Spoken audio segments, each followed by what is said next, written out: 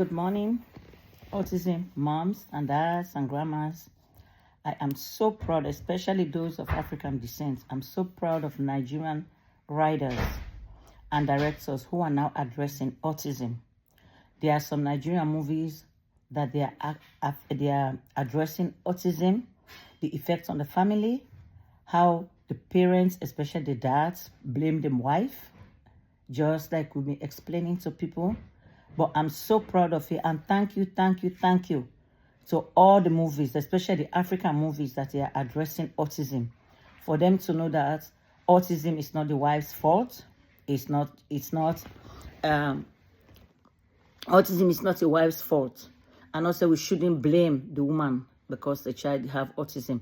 And some dads will say they've lost everything, that God punished them because they gave them an autistic child. And I'm explaining and I'm pleading to parents in Africa and even in the diaspora, people of African descent. Your child having autism doesn't mean your life has come to an end.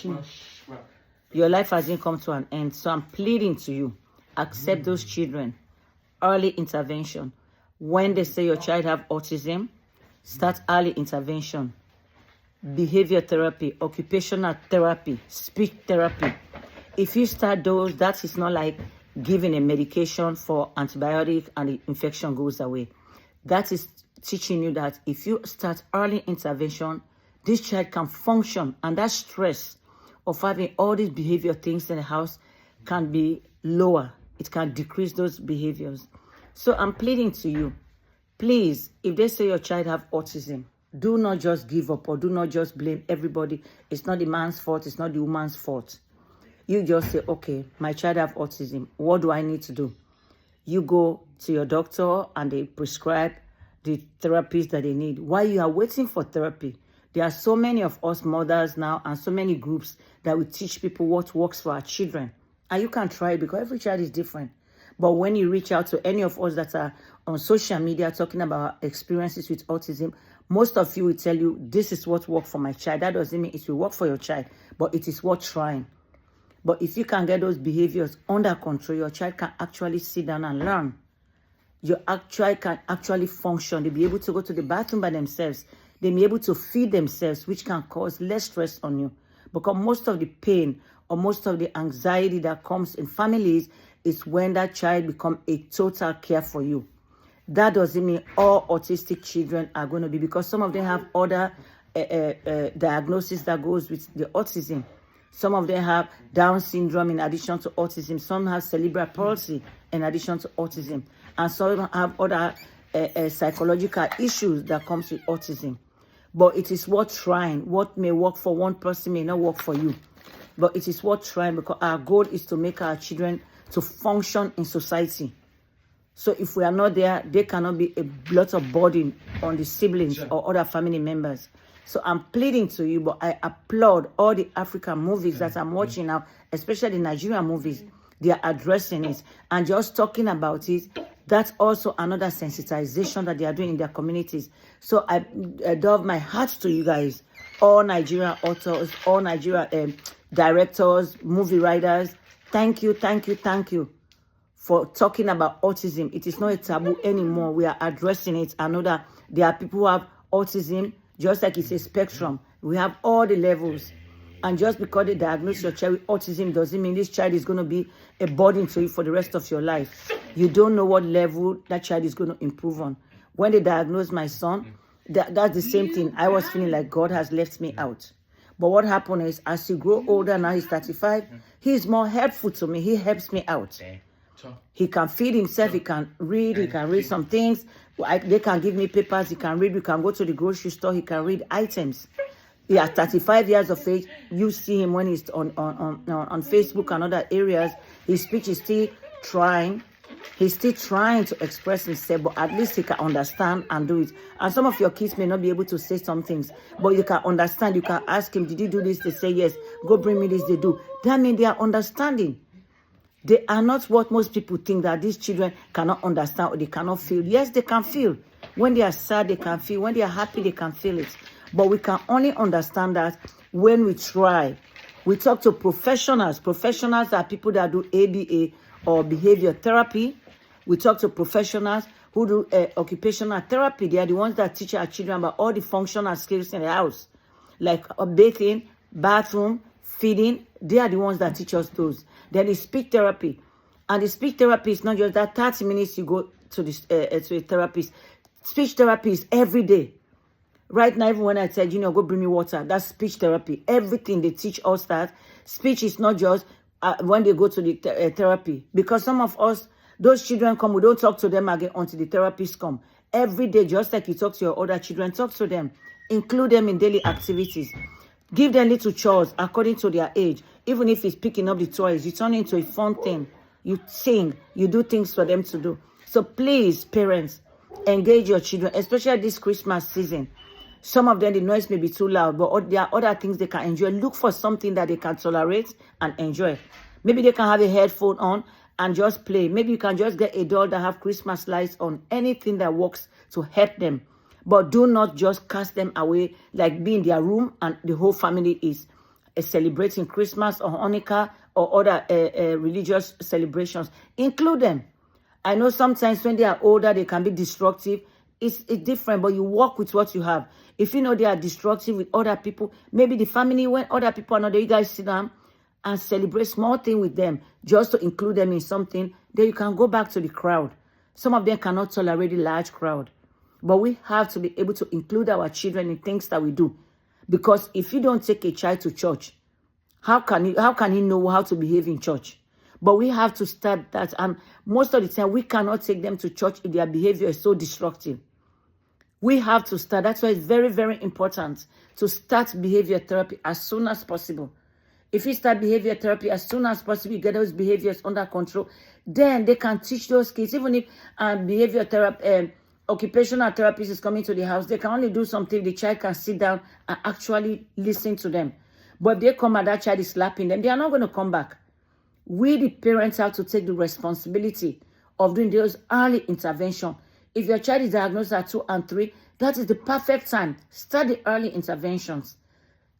Get to work. When you do your early intervention, they can be prayer. Your pastors can pray. Your imams can pray. You got take them to the synagogue, wherever. But you have to be doing them together. They work side by side. You cannot just be praying for that child and not doing anything to improve that child's life. We ask God to help, but we do our own work too. What else do we do? God help those who help themselves. If that child is doing something after the behavior therapist leave, I sit down and I teach Junior. We go to church every Sunday. We read our Bible. I buy puzzles that have Bible things in it. He may not understand in the beginning, but now he can look. He can say John, James. He can look for those words like word search. You can get Bible word search, things that they can just do to us to be familiar with those names. We start early. And the earlier they are, and even those that cannot express themselves, do not just give up on them. You don't understand how much these kids do. I did not know until one time I took my son. He followed me to a conference where they were talking about autism. That boy sat there. He was so attentive, reading. And I'm listening to the man and writing. And when he finished, even the doctor came and told me that he was so attentive. I said, this is the first time I've brought him out. Because I thought he was going to be, I had a backup system that when he started getting anxious, they will just go out in the yard and start playing. So you never know what your child is capable of unless you try. I started with just baby books for them to learn words. Bowl. Sometimes just a b. They will clap for him. You have to start somewhere. You cannot just give up or sit down and say, tomorrow they will go to school. When they go to school, they come and that's it. Most parents, that is what they do. These kids only do things when they are in school, when they are not school. So now the Christmas break is there. It's going to be more difficult on the parents if you have not been involved in these children to do things. And just because your child has autism doesn't mean you don't give them good manners. You teach them good manners just like you do your other kids. If you know your other child is not allowed to spill water on the chair, do not allow your autistic child to spill water on the chair. All of those now, we used to, at our own time, they used to do timeout. They don't do timeout now. They make them sit down. And with Junior, now the older become, I just tell him, Junior, breathe. When he's getting anxious and he say breathe, then he start breathing, calm down. When he finish, they say sorry. So there are different things we all try for our children that works. Do not just stick with one thing.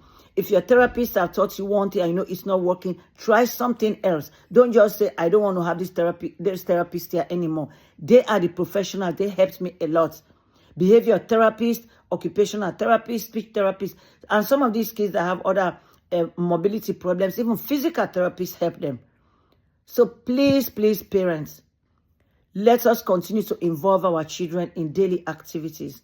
Let us continue to make them feel like they're part of the family. But that can only happen if we control those behaviors.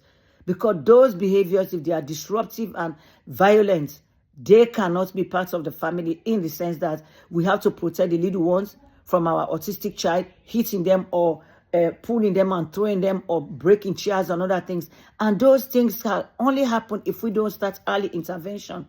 Do not wait until your child becomes 13, 14 and you start.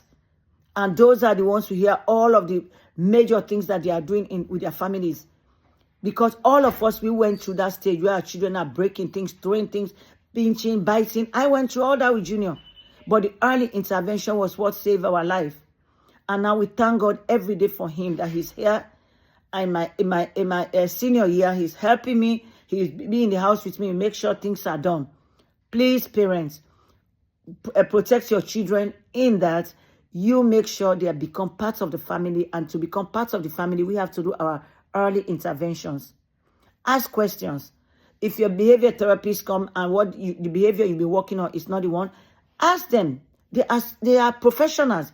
Say the new thing I see on him now, anytime he wants something, if you don't give him, he's going to slap you. She's going to show you what to do if he slap you. We have to talk to them. Just because they are correcting you. Some parents get upset if the therapist are saying them, don't do this with this child, don't do that. They get upset. They are the professionals. They are guiding us. They are not there to heal our children. They are not healing them. And some parents, that is why they talk a lot about the therapist that it doesn't work, because they are expecting that these therapists are there to heal our children. No, they are not healing them. The doctors are not healing our children. They are teaching us how our child can function in society, how they can function and decrease all those anxieties, things that cause them anxiety, how to decrease them. And that doesn't mean, even the ones that are adults, they will tell you there are moments they have their anxiety and they have they have learned how to deal with those anxieties. If they feel the anxiety coming, some of them will excuse themselves. They leave the room, they go out, maybe take a deep breath, wash their face and come back. Now that's what they teach us, how to handle these things. Please, okay? I love you all and happy holidays to everybody. Those who are Christians, Merry Christmas and a Happy New Year. Thank you.